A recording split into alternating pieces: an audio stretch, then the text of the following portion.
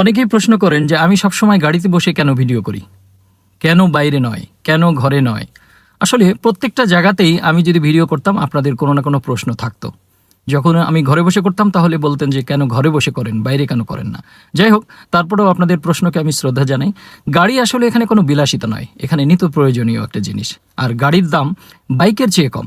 একটা বাইক কিনতে যে টাকা লাগে তার চেয়ে অনেক কম টাকায় গাড়ি কেনা যায়। আর আমরা এখানে এসে সেকেন্ড হ্যান্ড গাড়ি কিনেছি, সুতরাং সেটাও আরও অনেক কম দামে কিনেছি। আর গাড়ির চেয়ে পাবলিক ট্রান্সপোর্ট যদি ব্যবহার করি তাহলে পাবলিক ট্রান্সপোর্টের অনেক ঝামেলা আছে, খরচও অনেক বেশি, অনেক সময় যায়, তারপর অনেক দূর হেঁটে যেতে হয়। আর পাবলিক ট্রান্সপোর্টে খরচ মাসে যদি $300 হয়, বা গাড়িতে খরচ হবে হয়তো $60 থেকে $70 মাত্র। সুতরাং গাড়ি এখানে নিত্য প্রয়োজন এবং প্রয়োজনীয় একটা জিনিস। আর গাড়ির ভিতর ভিডিও করলে বাইরের কোলাহল, সাউন্ড ইত্যাদি থেকে খুব সহজেই মুক্ত হওয়া যায় শুধু গ্লাসটা তুলে দিলে। কিন্তু ঘরে বসে ভিডিও করতে গেলে অনেক প্রিপারেশন নেওয়া লাগে নীরবতা আনার জন্য। তো সব কিছু বিচার করে বিশ্লেষণ করে আমি গাড়িতে বসে ভিডিও করাটা অনেক স্বাচ্ছন্দ্য বোধ করি এবং খুব সহজেই হয়। ধন্যবাদ।